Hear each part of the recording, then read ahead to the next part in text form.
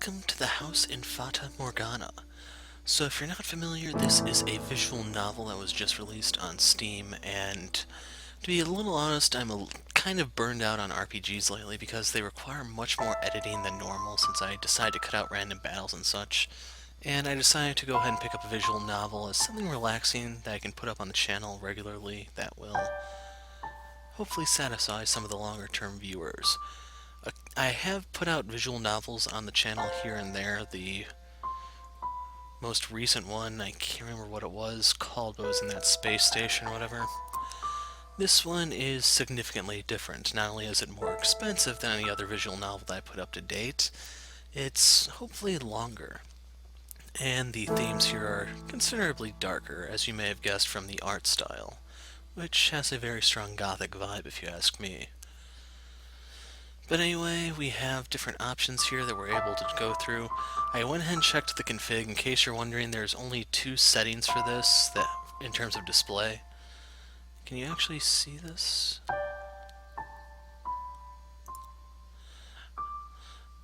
Okay, right up here is the display. I don't know why you can actually see that, but there are buttons here that aren't appearing on screen, but oh well. But in terms of appearance, you can have it set up as this window, which occupies maybe a third of my screen, or just full screen. Now, I would like to have it bigger than it actually is, but nothing I can really do about that, I'm afraid. So, the display leaves a little bit to be desired, but we'll see how the actual storyline plays out, since that's what actually matters. Now, I do not know if there's only a single ending to this one, or if there are multiple ones. We actually have to wait and see.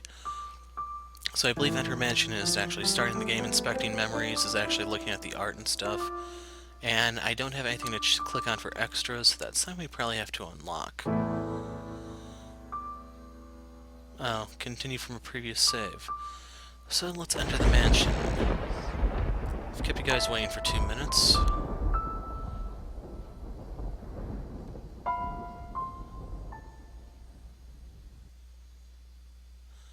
Yeah, for some reason you can see a border here, which may or may not ruin your immersion, I'm afraid. Hopefully this doesn't carry over to YouTube, but there's no telling.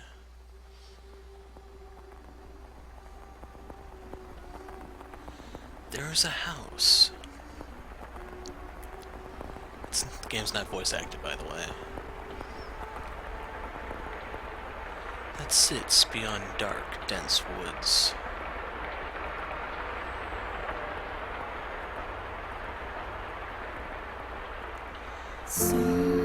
Like the world fading into view after a dream.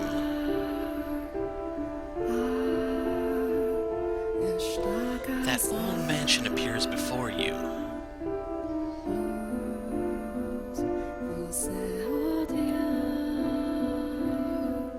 Without realizing it,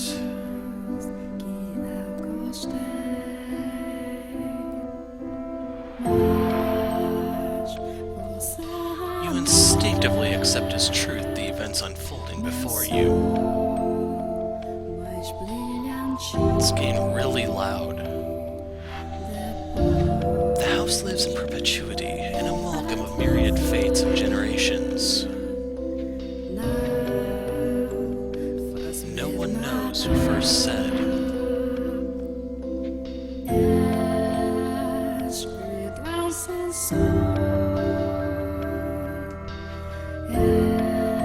that the mansion was cursed.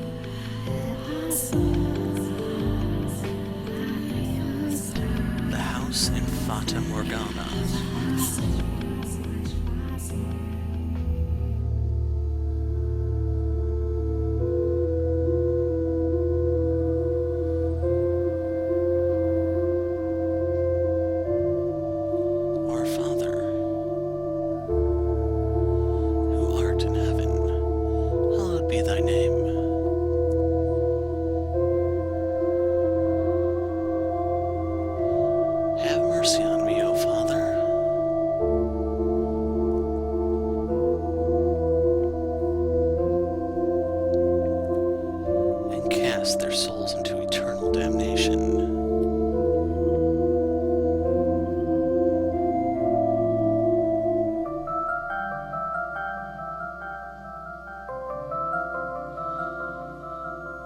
And before I get started, I want to look at the music settings because this is very, very unstable. It seems to be changing from high notes to low notes too often, and it may be drying out my voice, I'm afraid.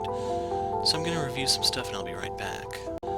Okay, I went ahead and reduced the volume by 10%, and we'll see if that has any sort of noticeable or significant influence. But it's time to begin the game. We have our options down here. So wondering if they'd ask us to save at certain points or I have to make a judgment call on when to stop, but here we go. I don't know when I'll put in a break. I don't plan on this being more than an hour, but if I come across a good point to stop at, I will then. And there goes the game getting loud in my ears again. I was looking down upon a corpse. My own corpse. I was afflicted with great despair at the sight of it being dragged to the place of my crucifixion. My soul crumbled, and I was wholly extinguished. Indeed, I did once lose everything. I have to use the mouse, I guess. However, as I faded into darkness everlasting, I heard a voice calling out to me, and so I vowed once more that no matter how long it may take, how great the obstacles that stand in my way, what form you may assume, I shall come back for you. That I must return to that house. So I ask of you, please wait until this mutilated body arrives there once more.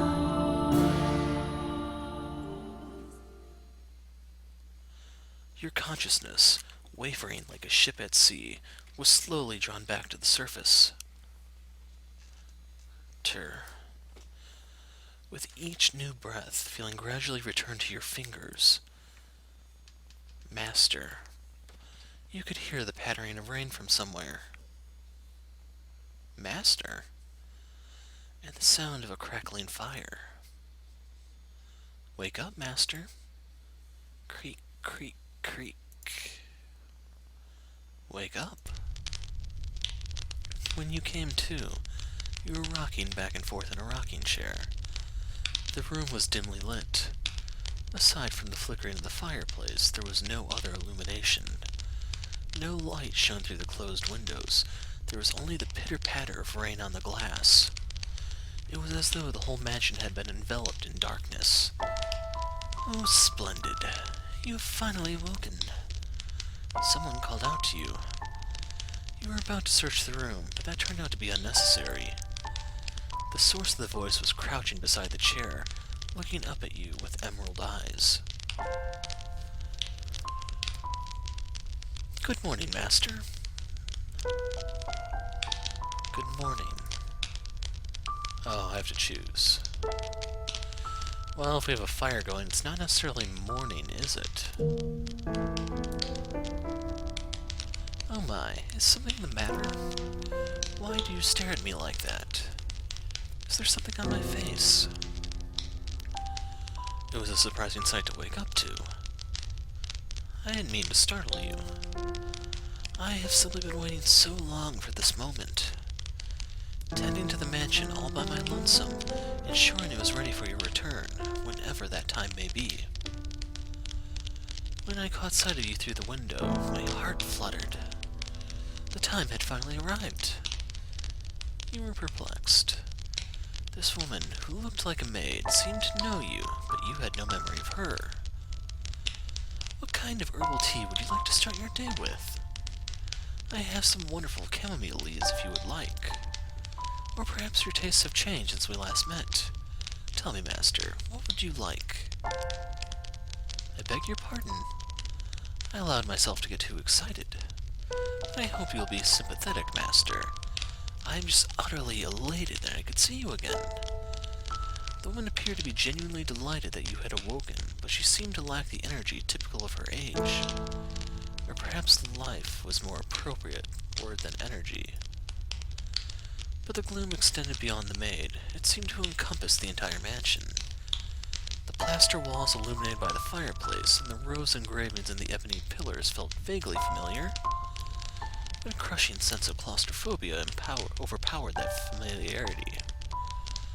It seemed as though the house wasn't interested in accepting you just yet. Oh my, do you not know who I am? Do you not know who you are either? That is quite the predicament. If you cannot remember who you are, then who am I to serve? The woman's face was pale, almost as though a faint chill ran down your spine. You are the master of this house, though it would seem you have no memories of such. Quite the dilemma. If you know not who you are, then you are no different than a stranger to me, no? Indeed, you have returned. But from where? That I cannot say. Then how about this? I am a servant of this mansion, and as such I am familiar with the many incidents that have taken place here.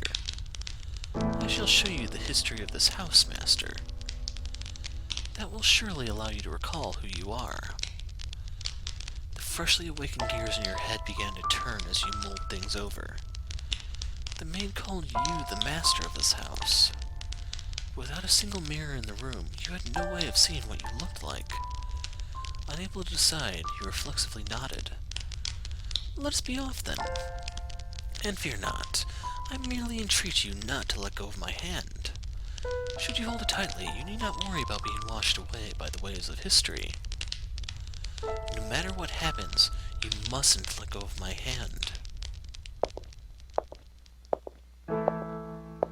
Your hand in hers, you followed the maid's lead through the hall.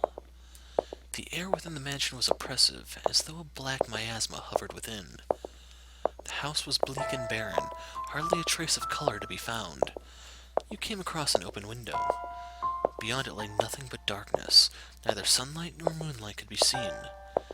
There were no chirping birds, no rustling grass, no signs of life at all. Everything that would normally give color to the world had vanished entirely. The only other presence was that of the maid. Following her lead, you proceeded through the mansion. After some time, you arrived at a double door, the glass within shattered. The door, once pure white, had long since faded into a dull gray. It appeared to lead back to the garden. You could hear children laughing on the other side. Though it is in the state you now see it, a beautiful, beautiful garden once lay beyond these doors. The owner of the time enjoyed gathering rare species of rose from all across the world. At its grandest, it seemed every flower was in constant competition for the most majestic bloom. Would you like to see this wonderful era of splendor and prosperity? I very much hope it is to your liking, master. The maid opened the doors to the back garden. A sudden gust of wind brushed across your face, forcing you to close your eyes as you followed the maid out the doors. When you next opened your eyes, the world was no longer blanketed in shadows. So this is the first time period, I believe.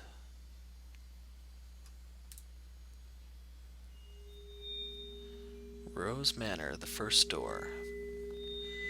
In case you're wondering where the Rose Manor comes from, the text up here has changed. 1603.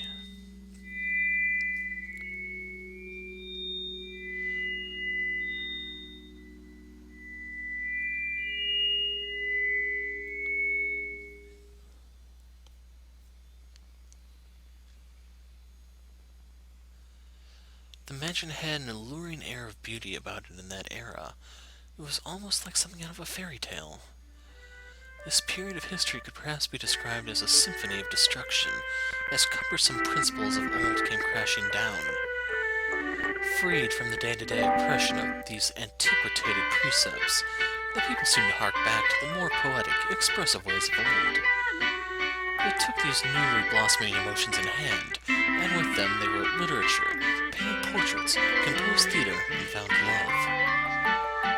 Even in the the church, which had maintained authority throughout the Middle Ages, embraced the changing times, adopting the culture's flowering sense of aesthetic.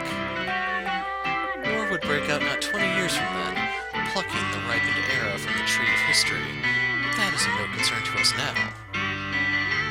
At the time, it was still what people referred to as the Golden Age, a period of fear for all who were there.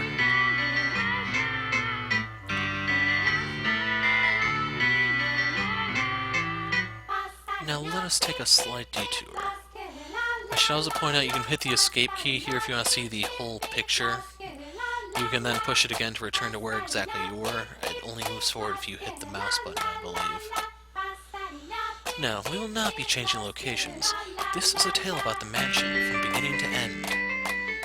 You will, however, be moving through time. Say, about 8 years into the past. A very wealthy family lived in the house then. The mother and father, brother and sister all had distinctive, beautiful flaxen hair. I was always enamored by their hair. By contrast, mine is the color of a white crow. See, there I am, staying around, looking rather a fool. I was happy back then. And what reason did I have not to be, afforded the opportunity to attend to such a beautiful home? So I poured my heart into serving that family. Listen closely if you would. That soft, fleeting sound that can only be a young girl singing. Can you hear it? The girl you see, cheerfully picking crimson roses and singing like a songbird, was called Nellie. Though young, she sang with elegance. Nellie was deeply fond of the house's garden, and she would often spend her afternoons there. Gorgeous roses gathered from all across the world bloomed in the garden. They were given the utmost care and even had their thorns removed, so young Nellie would not hurt herself naturally. The light brown-haired girl carefully plucked petals from the roses, gathering them up as she sang. Her voice was like music, played by fairies. Nay, the sight of her was like an angel descended from heaven. Oh dear, please don't look at me like that. I admit I was being rather fanciful. But what is a woman if not fanciful? little bird, singing night and day, for your little birdie heart, sing your woes away. Pretty flowers all around the little birds, and even when the sun comes up, oh dearest Mel, I've forgotten what comes next. Are you listening? Nellie was, as a matter of fact, not the only visitor to the rose garden that day. She always came with her older brother, Mel. The young siblings were inseparable. Mel adored his little sister, who in turn pined for his attention. The sight of the two innocent children cuddling together, not yet shackled by fear for the future, was truly heartwarming. That day, Mel was sitting in the shade of a tree reading a book.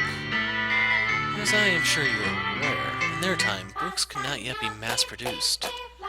What he was reading had been compiled by a scribe. I presume he had borrowed it from the church. The book, having passed through many hands over many years, was visibly worn, but I suppose that just speaks to its importance. It was, in fact, a Latin grammar textbook he was reading. Mel was a clever boy. He had attended church from a very young age, where a priest would instruct him in Latin grammar. So at that time, I believe he was capable of reading even advanced texts. Oh, dearest Mel, please. The young girl approached her brother, who was consumed by the text. In her hand she carried a large pile of rose petals. Though his sister's shadow overlapped with the trees, the boy still did not notice. So Nellie puffed her cheeks, thrust out her slender arms, and let the petals fall. Ah! Look, your head is covered in roses, Mel. Nellie, you got petals on the book. This isn't mine. I can't afford to let it get dirty. It's your fault, dearest Mel. I tried to get your attention. And besides, flowers won't get a book dirty. I must raise the white flag. When did my little lady find herself such a sharp wit? While waiting for you, dearest Mel, I waited and I waited, and you didn't so much as glance at me. I'll be an adult by the time you're done reading that book. That soon? That soon. Mother says girls grow up fast. She may be right. In that case, we should do something together before you're all grown up. Surely you won't play with me any longer when you become an adult. That's not true. I'll still play with you even when I'm grown up. But grown-ups don't play, Nellie. Fine, I'll stay a child forever then. Did you just say you were about to grow up? You're so mean, Mel. I'm sorry. Please don't pout, my little lady. How about this? To make it up to you, I'll play whatever you want today. Really? Do you mean it? I want to play make-believe. Make-believe? Make-believe. I will be a princess taken captive by an evil kingdom, and you, dearest Mel, will be my valiant knight. And then you turn into a prince when you rescue me. A knight can become a prince? Impressive. They can. Knights and princes both have to be charming, so of course they can. Which is why it must be you, dearest Mel. No one else can be my prince or my knight. While he may have appeared outwardly embarrassed as his rose-cheeked sister proclaimed prattlingly, I am certain he was smiling on the inside. After a few moments, he meekly knelt, bringing himself to eye level with Nellie and gently stroking her soft hair. All right then, you're my princess, Nellie. And not just anyone's princess, dearest Mel, but yours alone. So, don't be anyone else's prince but mine, okay? Nellie. Geez, my princess is quite the fawner. Is that bad? Does that make you dislike me? Not at all. I'm proud to have you as my sister, Nellie. You mean more to me than anything in the world, my dear princess. I love you, dearest Mel. You'll always be my prince, forever and ever. Her mood quite improved, Nellie began humming the melody of the song she had forgotten the lyrics to. Holding the skirt of her dress out from her body, the young girl pranced about the rose garden. Mel, his eyes on her back, gave a little shrug. Oh, Nellie, don't come crying to me if you trip running like that. But Mel was not entirely disapproving of his sister's excitement.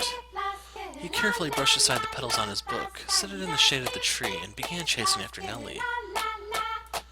They were picturesque siblings, brimming with hope. And at this time in their lives, there was nothing to jeopardize that hope. Would it not be wonderful if children could stay children forever, Master? As I see it, though, the pleasant, gentle times in our lives have value because they come to an end. Wouldn't you agree? Time continues to flow, impartial and without exception.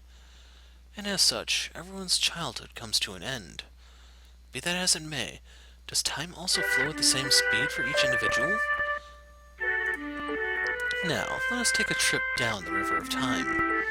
I would be very much delighted if we could remain at this point in time, but unfortunately we cannot. Please do not let go of my hand, Master. And hey, you get to see the whole art anyway.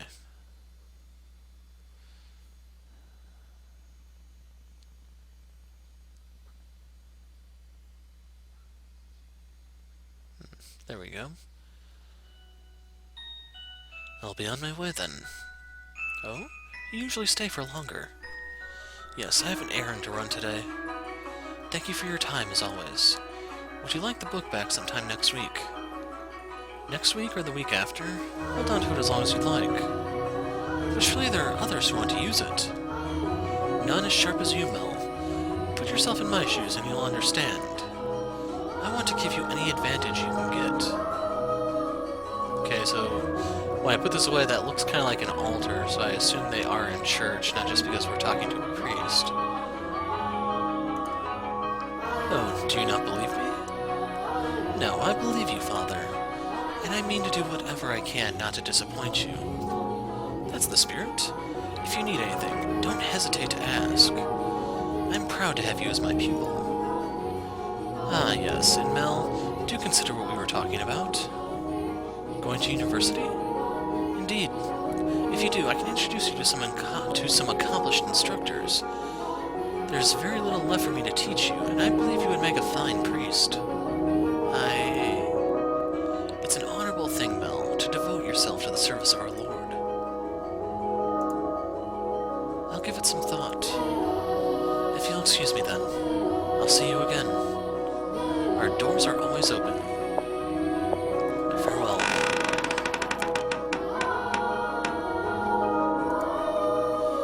Whether it's in the service of God or in the service of the church, it is an honorable profession. But theology, I wouldn't mind attending university, but I'm not sure. I'd kind of like to do something different, something more befitting of the times. As for what, though, I'm stumped. But I need to make up my mind soon. If I drag my feet for too long, even my father is liable to grow impatient.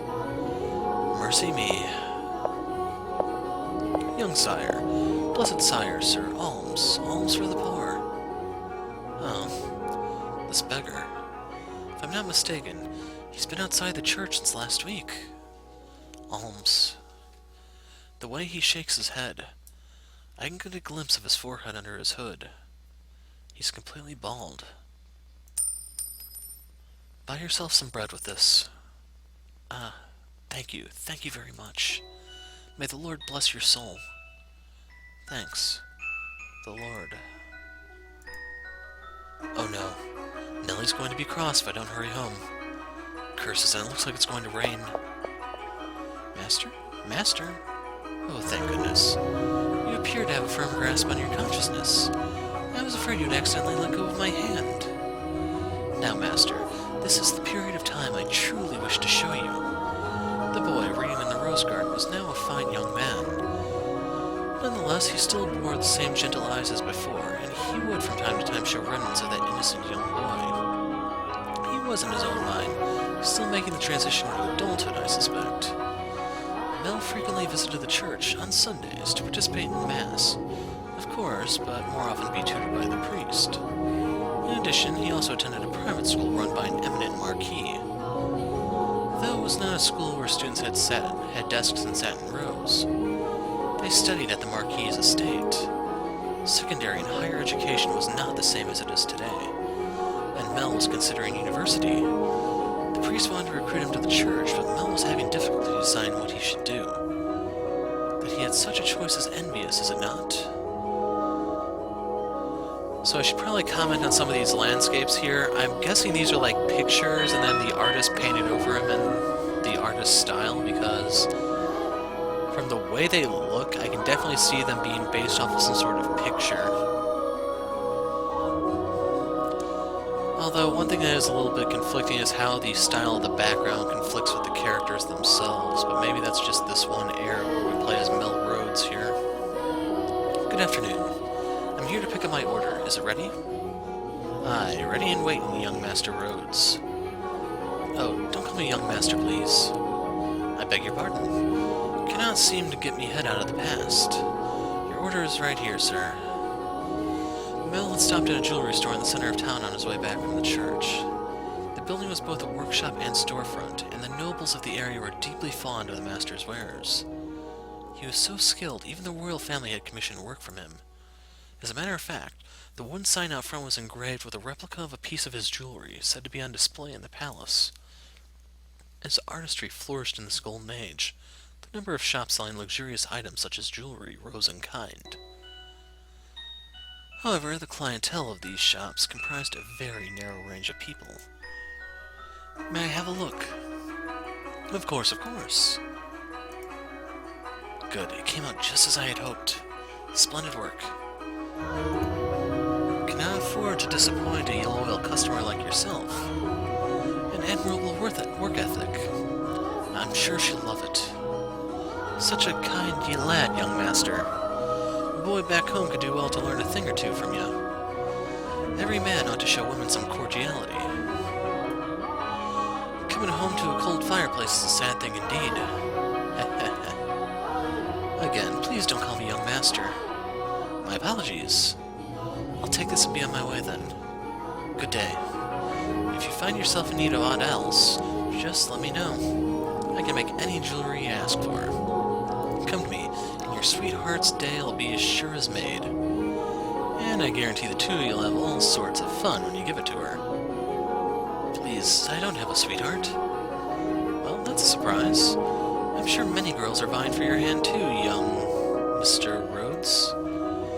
A fine family, good looks, charming, and your future's all but I'll be on my way then. I'm in a bit of a hurry. Good day. Come by again any time. Goodness. Maybe I'll say I want to study abroad or something. Patient as my father may be, that would certainly anger him. I can hear it now. You're wasting your God-given talents, boy. I could renounce my name and rank, go someplace far away. That sounds like the kind of plan Nellie would come up with.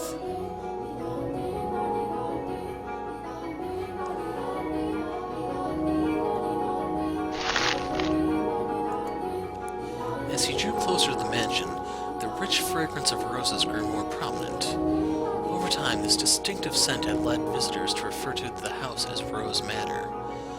It was probably a play on the flaxen-haired family's last name, Rhodes, which you heard the owner of the jewelry store say just moments earlier. And I should also chime in, if you're wondering how I knew his last name before it was actually said, it's up here in the title. The mansion looked quite different than it does now, no? No thickets of ivy covering the walls, and no rotten, broken doors to be found. I wonder what the Rhodes family would think if they saw the house in its present tragic condition. The sight of their abundantly blooming roses, a veritable symbol of prosperity, long since withered and turned into soil. My apologies, I got a little sentimental there. Let us forget for a moment about our own time. I suppose I stayed out a little too long. Oh well, the sun still shines high in the sky, I'm sure it's... So you can see the art real quick. Dearest, dearest Mel, what took you so long? Wherever have you been? I've been waiting forever. Nellie? You're not in the house? Nope, you were taking so long and I decided to wait by the gate. But you didn't even notice me at all. Is that any way to treat a lady? All that studying's got your head stuck up in the clouds. No, it hasn't, really. Also, you're heavy. Can you please get off my back? Heavy? I've been gradually reducing the amount of sweets I eat, and I love sweets to maintain my figure for a new dress, and you call me heavy? I didn't catch that. I'll explain later. Were you saying a tongue twister? You're such a dimwit, Mel. Jerk, blockhead, weakling. And obnoxious to boot. Whatever happened to the delightful little girl who was once my sister? She'd probably throw a fit if I said that out loud. Should you really be outside, Nellie? You are the star of today's event. It's fine. They call it a birthday party, but I know it's just about fraternizing. It's obvious what Father's true motives are. He'll be gathering a bunch of boys from good families to look for someone to marry me off to. I have no interest in that at all. Don't be like that, Nellie. They're all here for you. At least enjoy what you can of the party. I guess. And besides, it's not completely terrible. Look at this, dearest Mel. What do you think? What do I think? About what? About what? Mel? My new dress. It arrived. I'm wearing it. How could you not notice? I did notice it was something I hadn't seen before, but you have so many dresses, Nellie, so... But this is the dress I had made just for today. Look at the colors. They're so pretty. It's the work of a renowned dyer. And this belt is just lovely. You see how it comes together to form a butterfly? Oh, I'm just absolutely in love with it. I think I'll be wearing this dress for a while to come. So tell me, what do you think? Does it look good on me? Yeah, it does. It's pretty. In some ways, I guess she still is a delightful little girl. Oh, dearest Mel, I love you. Don't jump on me like that. Ah. Oh, you dropped something. And what have we here? Wait, hold on, no, you can't have that yet. Is it a present? Give it back. I was going to give that to you later. I knew it, it's for me, and what could it be? Hey, don't open it. What's the big deal? It's going to be mine soon anyway, isn't it? Ooh, I love it. A rose necklace. And this design is from the jeweler the royal family uses. Oh, my dearest Mel, you had this made just for me. Oh, jeez. Defeats the purpose if you open it before the party. Happiness is always better sooner rather than later, Mel. I think I'll put it on right away. There, how does it look? It looks lovely. My prince is still the sweetest in all the land. Don't make such weird noises. Oh, but why not? A prince always knows exactly what his princess wants. And this princess wanted some rose jewelry to go with her new dress. Understand? Jeez. I sure don't have it easy playing your prince, Nellie. It might be about time you found a new one. A prince is a prince because you can't just find one standing on the street corner. If you want to retire, dearest Mel, you're going to have to wait another 10 years. That's a long time. Or if you find yourself a new princess. I'm not so... You're about as romantic as a rock, dearest Mel. But worry not, your adorable little sister will always be your princess. What more could you want? Are you really allowed to be the judge of that? I mean, more to you than any other girl in the world, do I not? Then that makes me your perfect princess. Hey, what's that laugh? And it'll all be over soon laugh. You're always telling me I mean more than anyone to you. Yes, you do. More than anyone in the world, my beloved baby sister. I'll take good care of the necklace. Thank you, my dearest Mel. Well, if you're happy with it, then so am I. You're very welcome. Now, back into the house with you. Can't have a party without the guest of honor. Do you know if anyone is here yet? Nope. I imagine they'll be here soon, though. Were you down at the church again today, Mel? Yeah, there was something I didn't know how to translate, so I went to look it up. Wow, so diligent. I can't say I really like the priest there personally. Actually, I kind of feel the same way. What? Really? Why? Well, you know. I have my reasons.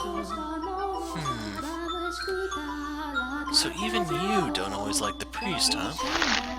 Let's skip Mass on Sunday, then. We can go play... No skipping church. As grew the brother, so too did the sister. That day, Nellie would be turning 14, and Mel, 3 years her senior, was 17. You saw with your own eyes, so you know just how much she has changed. She was always a cute little girl, and she grew into an even more beautiful young woman. Though she was only 14, she was well on her way to becoming a fine lady. As for her character, well... But a girl like that has her own charms, would you not say? Drifting down the river of time, the two siblings matured into healthy young adults, but the core of their relationship did not change in the slightest. Nellie was very much attached to her brother, and as much as Mel complained, he still cared deeply for his sister. Around the time the sun had begun to set, carriages started lining up outside as well-dressed aristocrats made their way into the house. As Nellie had suspected, the majority of them were boys. Yes, I understand. You don't need to say anything more. Rose Manor, right? Okay, we'll go together. Me? Alone? No, please don't make me. The inhabitants of Rose Manor are surely living quite contented lives, and I'm sure they don't remember a thing.